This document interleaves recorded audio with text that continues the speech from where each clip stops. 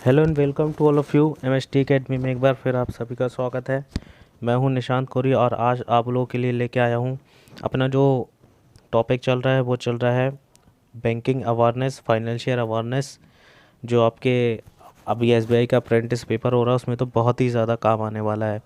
ठीक है, तो चलिए स्टार्ट करते हैं। उसके आगे का वीडियो 2 पार्ट अपन ने बना चुके हैं, आज ये तीसरा इसका पार्ट है। इसके 5-6 पार्ट बनेंगे जिसमें आपको पूरा फाइनेंशियल अवेयरनेस कवर हो जाएगा। तो चलिए स्टार्ट करते हैं आज के वीडियो से। हमने अभी तक कंट्रोल ऑफ क्रेडिट्स पूरा पढ़ चुका है ना। चेंजिंग बैंक रेट, है ना, ओपन मार्केट ऑपरेशन, सीआरआर, है ना, लिक्विडिटी रेशो, ये सब हमने पिछले वीडियो में पढ़ा है। इसके आगे का आज देखते हैं। तो चलिए स्टार्ट करते हैं आज का वीडियो। देखिए आज जो पढ़ेंगे, आज इसमें पढ़ेंगे अपन जो जहाँ टकसाल होती हैं, जो है ना, सिक्योरिटी प्रेस होती है, प्रिंटिंग प्रेस होती है, उसके बारे में आज अपन पढ़ते हैं। तो देखिए, printing of securities and minting in India. Minting मतलब टकसाल, है ना, मिंट्स। तो देखिए इसमें आते हैं सबसे पहले प्रिंटिंग प्रेस, छाप खाने जिसको बोलते हैं, है ना। इसमें पहला क्या आता है? प्रिंटिंग प्रेस में पहला आता है आपका इंडियन सिक्योरिटी प्रेस, जो कि कहाँ पे आपके नासिक में है। बस आपको ये ध्यान रखना है कहाँ पे क्या चीज़ छपाई होती है। ठीक है, इसमें क्या होता है, डाक संबंधी जो स्टेशनरी होती है वो छपती है ना।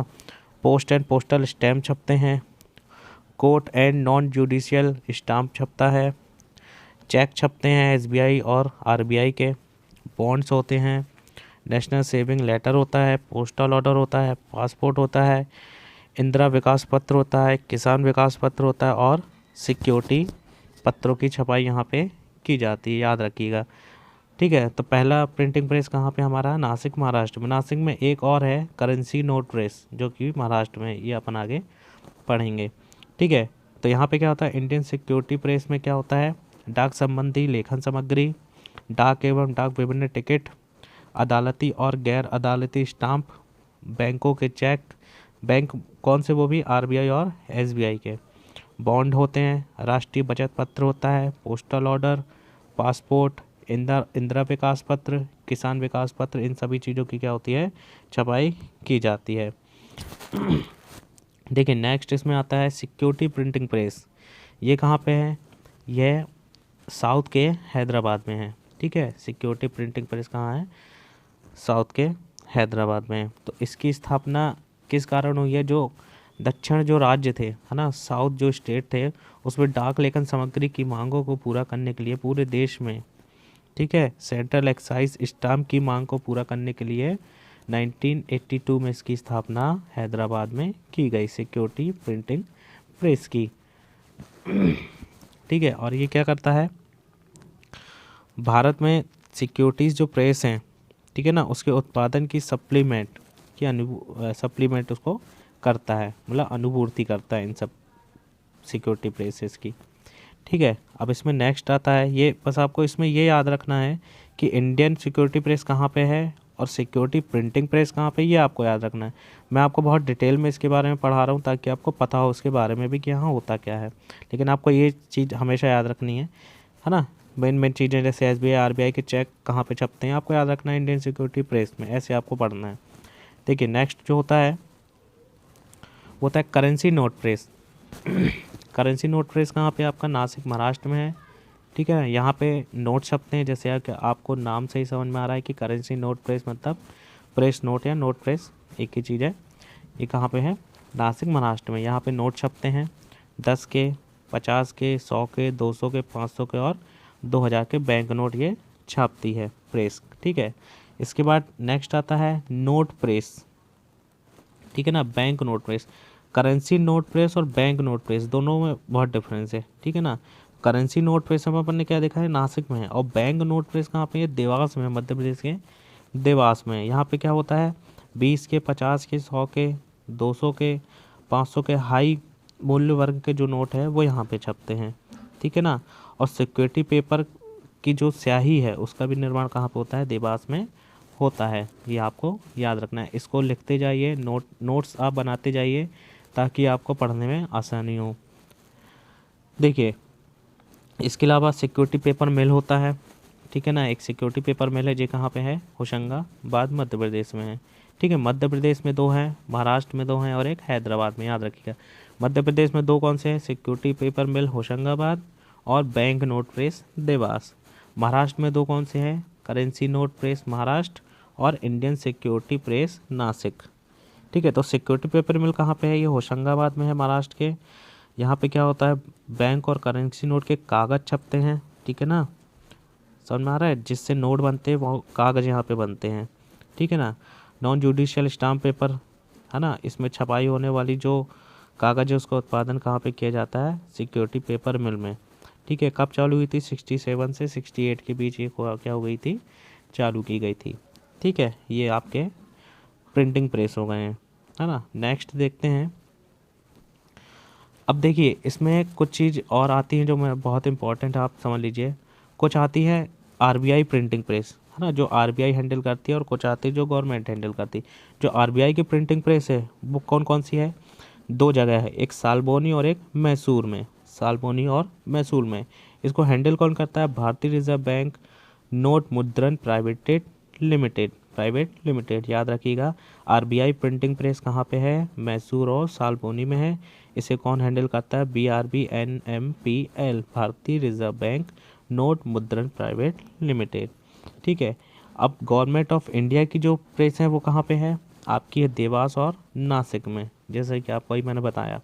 तो SPMCIL ये इसको क्या करती है, हैंडल करती है। कौन, सिक्योरिटी पेपर मिल कॉरपोरेशन इंडिया लिमिटेड। ये बहुत इंपॉर्टेंट क्वेश्चन है, इसको याद रखिएगा। ठीक है, इसके अलावा आरबीआई की 4 सब्सिडरी होती है। सब्सिडरी मतलब सहयोगी कंपनी, मान लीजिए सहयोगी होते हैं।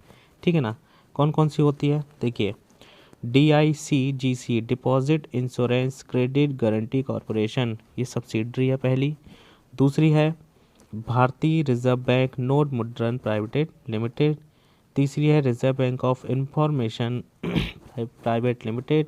और चौथी है Indian Financial Technology Allied services. ये बहुत इंपॉर्टेंट है, इसको आप नोट कर लीजिएगा, स्क्रीनशॉट ले लीजिए, याद रखिएगा। ठीक है, तो आरबीआई प्रिंटिंग प्रेस कौन कौन सी है, मैसूर और सालबोनी में है, जिसको कौन हैंडल करता है, भारतीय रिजर्व बैंक नोट मुद्रण प्राइवेट लिमिटेड। और गवर्नमेंट इंडिया की कौन सी है, देवास और नासिक, इसको कौन हैंडल करता है, security paper mill corporation of India limited. ठीक है ना, 4 सब्सिडरी याद रखिएगा, DICGC, है ना, BRB NBPL, रैबिट IFTAS। ठीक है ना, Deposit Insurance Credit Guarantee Corporation, Bharatiya Reserve Bank Note मुद्रण Private Limited, Reserve Bank Information Private Limited और Indian Financial Technology Allied Services. चलिए आगे बढ़ते हैं। अब मिंट्स देखते हैं कहाँ पे है, टकसाल, है ना, जहाँ पे क्या होता है, सिक्के बनते हैं, सिक्के मेडल्स, है ना, ये सब वहाँ पे बनते हैं। तो देखिए कहाँ कहाँ है, सिक्का का उत्पादन करने के लिए और सोने चांदी की परख करने के लिए, है ना, एवं तमंगो तमगो का मतलब क्या होता है, खिलौने एक प्रकार से मान लीजिए, है ना। इसका उत्पादन करने के लिए भारत सरकार ने 4 टकसालें स्थापित की हैं। कहाँ पे की है, मुंबई, हैदराबाद, कलकत्ता और नोएडा, है ना। इस सन आपको याद रखने की ज़रूरत वैसे नहीं है, वैसे फिर भी लिख लीजिएगा। मुंबई 1830, 1903 में हैदराबाद, कलकत्ता 1950 और नोएडा 1989 में। जो अभी नई बनी हुई है वो कौन सी है, नोएडा वाली टकसाल है। ठीक है ना, तो मुंबई और कलकत्ता टकसाल में सिक्कों के अलावा विभिन्न प्रकार के मेडल का भी उत्पादन किया जाता है। ठीक है ना, और नोएडा की टकसाल में नवीनतम न्यू मशीनरी तथा उपकरण है, परंतु अन्य तीनों टकसालों में काफ़ी पुरानी मशीन है, वो तो आपको समझ में आ ही रहा होगा, है ना। इसके बाद क्या है देखिए, जो अपने जो ये चिन्ह जो दिख रहा है आपको रुपए का, है ना, ये किसने दिया है, ठीक है ना, भारत सरकार को। ये एक IIT के एक बंदे थे, ठीक है ना, इनको श्रेय दिया जाता है। इसके बारे में थोड़ा जान लेते हैं। भारत सरकार द्वारा इस चिन्ह को 15 जुलाई 2010 में स्वीकार किया गया था। ठीक है ना, यह चिन्ह देवनागरी लिपि के अक्षर रा, ठीक है ना, रा, और रोमन लिपि के अक्षर आर, इंग्लिश का आर, इन दोनों को मिलाकर बनाया गया है। ठीक है, इसमें एक हॉरिजॉन्टल लाइन होती है, आपको दिख रही होगी हॉरिजॉन्टल लाइन रा में बनी हुई। ठीक ठीक है ना। ये क्या किसको शो करती है, नेशनल फ्लैग के बराबर के चिन्ह को प्रतिबिंबित करती है, ठीक है ना। ये सब याद रखिए, छोटी छोटी चीज़ें ये। इसे किसने बनाया है, ये बहुत इंपॉर्टेंट है। आईआईटी गुवाहाटी के एक प्रोफेसर है उदय कुमार धर्मलिंगम ने इसे बनाया है। ये एक सहायक प्राध्यापक है, ठीक है। इन्होंने इसको तैयार किया है। अब देखिए नेक्स्ट आता है डीमोनेटाइजेशन। आपने भी देखा होगा डीमोनेटाइजेशन बहुत चर्चित में हुआ था ये शब्द। इसको हिंदी में कहा जाता है विमुद्रीकरण, है ना। ये होता क्या है, जो बाज़ार में क्या होता है, बाज़ार में जो करेंसी चल रही हैं, है ना, जो नोट चल रहे हैं उसको बंद करने को क्या कहा जाता है, बंद करके दूसरे नए नोट लाए जाते हैं, उसको क्या कहा जाता है, डिमोनेटाइजेशन कहा जाता है। बाज़ार में प्रचलन में शामिल मुद्रा को वापस लिए जाना या चलन से बाहर कर देना विमुद्रीकरण कहलाता है, मतलब डिमोनेटाइजेशन कहलाता है। अभी कब हुआ था ये, 8 नवंबर 2016 को भारत सरकार ने 1978 के बाद, है ना, डिमोनेटाइजेशन के माध्यम से 500 और 1000 के नोट बंद कर दिए और इसकी जगह पर 500 के नए और 2000 के नए नोट 2016 में जारी किए हैं, ठीक है ना। अभी डिमोनेटाइजेशन हुआ था, इससे लोगों को बहुत परेशानी हो रही थी, है ना। ये सब काला धन रोकने का एक तरीका होता है ना। जब बाज़ार में मुद्रा की कमी हो जाती तब ये सब करना बहुत ज़रूरी हो जाता है, ठीक है। अभी देखो 1 जुलाई 2011 से देश में 25 पैसे और इससे कम के जो भी सिक्के हैं वो औपचारिक रूप से अमान्य हो गए हैं वैसे तो, है ना। 25 पैसे के सिक्के कहाँ चलते हैं, ठीक है ना। लेकिन 50 पैसे का सिक्का ही देश में सबसे कम मूल्य का सिक्का है जो लीगल टेंडर में है।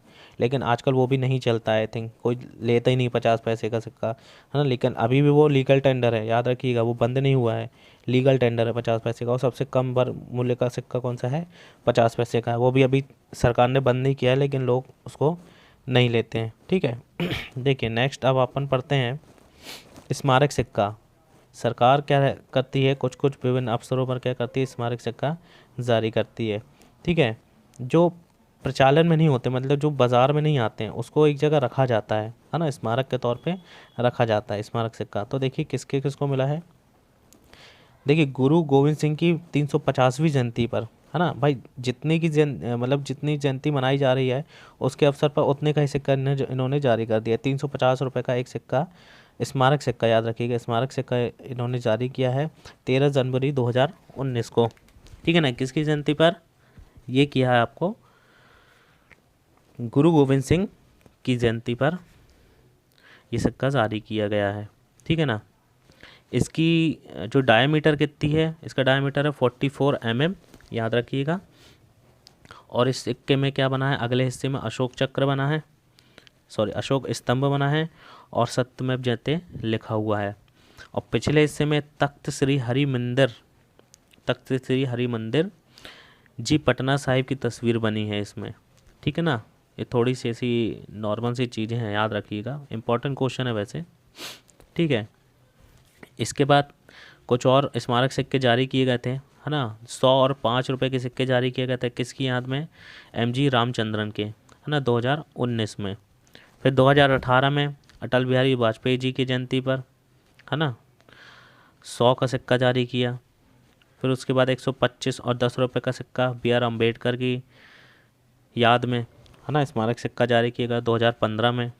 फिर 2018 में नेताजी सुभाष चंद्र बोस, 1 रुपये नहीं है भाई, ये 175 बस है, ठीक है, 175 रुपये का सिक्का जारी किया गया।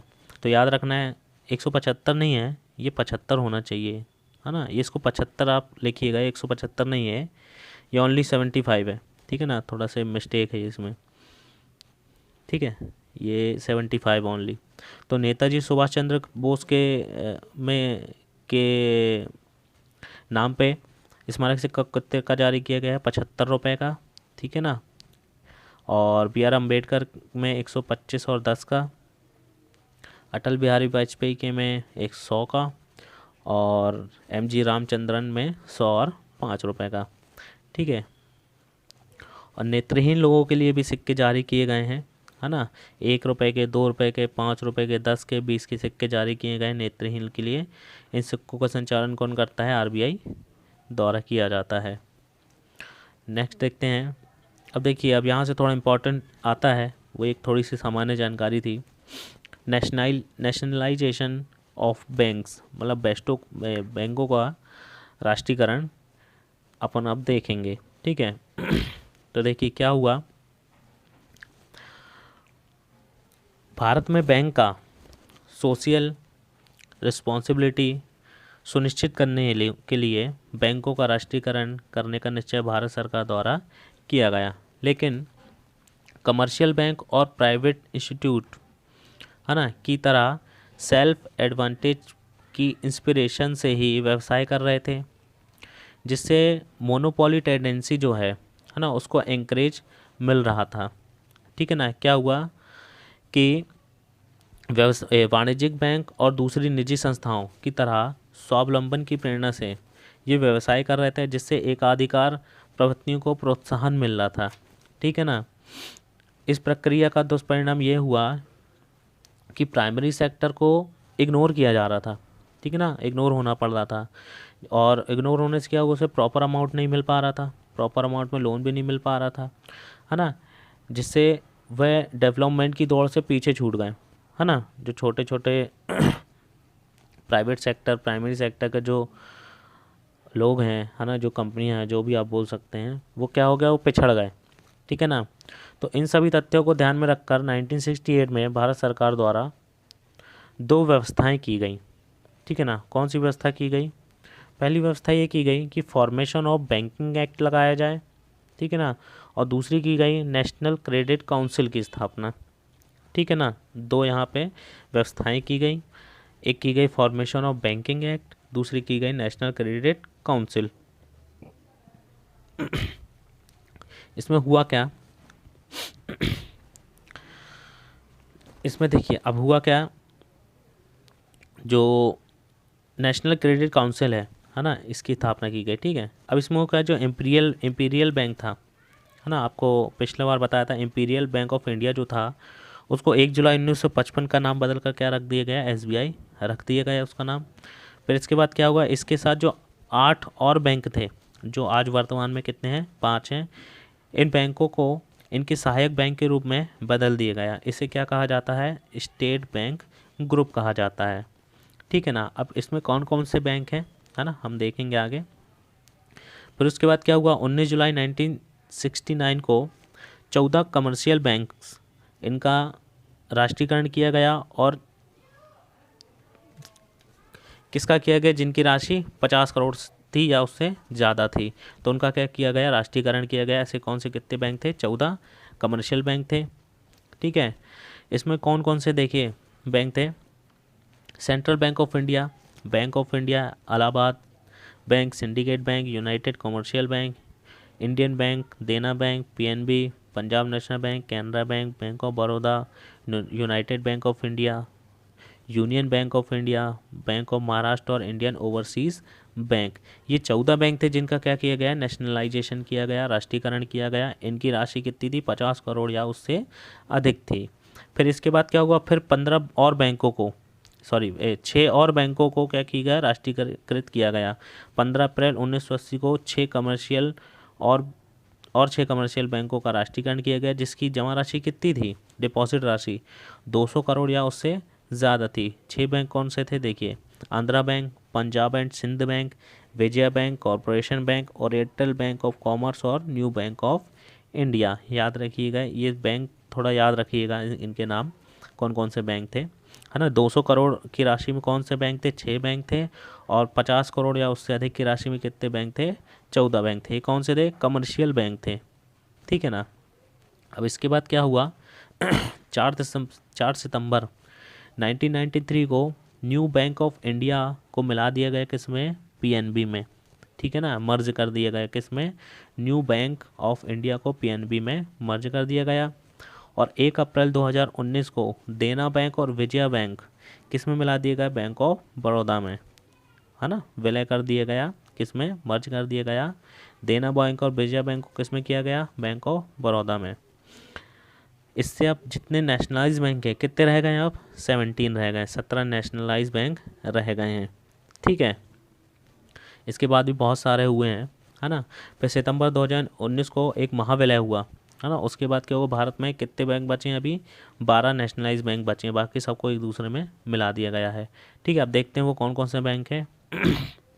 देखिए, जो पब्लिक सेक्टर, सबसे बड़ा जो पब्लिक सेक्टर बैंक है वो कौन सा है, एसबीआई है, याद रखिएगा। सबसे बड़ा पब्लिक सेक्टर बैंक कौन सा है, एसबीआई है।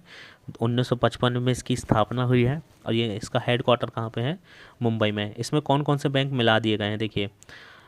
पहला है भारतीय महिला बैंक, 2013 में मिलाया गया, मतलब 2013 में स्थापना की गई, नई दिल्ली में इसका मुख्यालय है, हेडक्वार्टर है। इसके बाद था स्टेट बैंक ऑफ बीकानेर और जयपुर, इसकी स्थापना 1963 में की गई है और ये जयपुर में इसका हेडक्वार्टर है। और भी 3 बैंक हैं, स्टेट बैंक ऑफ हैदराबाद, 1941 में इसकी स्थापना हुई, हैदराबाद इसका हेडक्वार्टर है। स्टेट बैंक ऑफ मैसूर, 1913 में इसकी स्थापना हुई है और बेंगलुरु इसका क्या है, हेडक्वार्टर है। स्टेट बैंक ऑफ त्रावणकोर, 1945 में इसकी स्थापना हुई है और तिरुवनंतपुरम इसका मुख्यालय है। इसके अलावा स्टेट बैंक ऑफ पटियाला, 1917 में इसकी स्थापना हुई है और पटियाला में इसका क्या है, मुख्यालय है। तो पब्लिक सेक्टर में सबसे बड़ा बैंक कौन सा है, एसबीआई है। इसमें कितने बैंक हो गए, देखिए 1 2 3 4 5 6 बैंकों का वही मिश्रण हो गया। ठीक है ना। अब दूसरा पब्लिक सेक्टर बैंक कौन सा है, बैंक ऑफ बड़ौदा। दूसरा पब्लिक सेक्टर बैंक कौन सा है, बैंक ऑफ बड़ौदा। इसकी स्थापना 1908 में हुई है, बड़ोदरा इसका हेडक्वार्टर है। इसमें कौन कौन से बैंक मिले हैं, अभी बताया था आपको। विजया बैंक मिला दिया गया और देना बैंक मिला दिया गया। विजया बैंक का स्थापना हुई थी 1931 में और देना बैंक की कब हुई थी, 1938 में। विजय बैंक का हेडक्वार्टर कहाँ पे है, बेंगलोर में, और देना बैंक का कहाँ पे है, मुंबई में। इसके अलावा भी हैं, तीसरा प्राइवेट सेक्टर बैंक कौन सा हो गया, पीएनबी, पंजाब नेशनल बैंक। इसकी स्थापना 1894 में नई दिल्ली में हुई थी, इसका मुख्यालय नई दिल्ली में है। इसमें कौन कौन से बैंक मिल गए, ओरिएंटल बैंक ऑफ कॉमर्स और यूनियन बैंक ऑफ इंडिया। ठीक है ना, यूनियन बोला हूँ, यूनाइटेड बैंक ऑफ इंडिया, इसमें स्थापना हुई थी 1950 में और कलकत्ता में इसका हेडक्वार्टर है। इसके अलावा आ जाता है चौथा सबसे बड़ा बैंक कौन सा है, कैनरा पब्लिक सेक्टर बैंक। ये सिंडिकेट बैंक इसमें मर्ज हुआ है 1910 और 1925, है ना। ये आप देख लीजिएगा, कैनरा बैंक 1910 में बना है, हेडक्वार्टर बेंगलोर। सिंडिकेट बैंक 1925 में स्थापना हुई है, मणिपाल इसका हेडक्वार्टर है। इसके बाद पांचवा सबसे बड़ा बैंक कौन सा हो गया, यूनाइटेड बैंक ऑफ इंडिया हो गया है। इसमें आंध्रा बैंक और कॉरपोरेशन बैंक को मिलाया गया है और ये इनके हेडक्वार्टर्स हैं। और इसके बाद छठवा जो सबसे बड़ा प्राइवेट बैंक है वो है इंडियन बैंक, इसमें इलाहाबाद को मिलाया गया है ना, या इलाहाबाद है, इंडियन बैंक को इसमें मिला मर्ज कर दिया गया है। और इनकी स्थापना और ये हेडक्वार्टर आप देख लीजिए, चेन्नई और कलकत्ता है। ठीक है, तो ये सब कितने हैं आपके बैंक है जो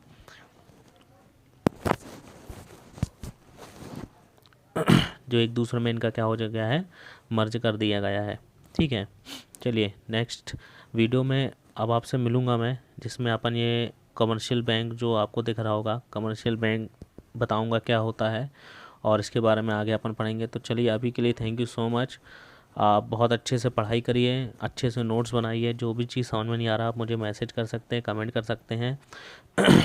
वीडियो को लाइक ज़रूर करिए, शेयर करिए अपने दोस्तों को, जिससे कि और भी लोग इससे पढ़ सकें, इसको सीख सकें और आगे अपनी लाइफ में बढ़ सकें। तो thank you so much to all of you, आप सभी का स्वागत है, आप सभी को बहुत बहुत धन्यवाद। तो चलिए मिलते हैं अब नेक्स्ट वीडियो में, थैंक यू सो मच।